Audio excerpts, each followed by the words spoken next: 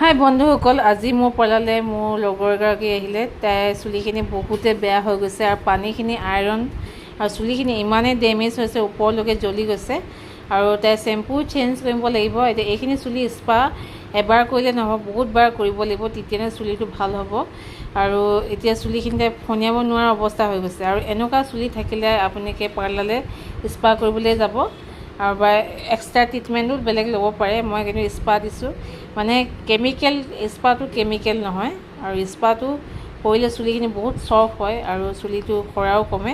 এতিয়া পূৰা মাছাজ কৰিছোঁ পূৰা এঘণ্টা এনেকুৱা স্পাত সদায় মাছাজ এঘণ্টা লাগিব, তেতিয়াহে সেইটো স্পা হ'ব। বহুতে ক্ৰীমটো লগাই চুলিখিনি ৱাছ কৰি দিয়ে, এইটো আচলতে সেইটো নহয়।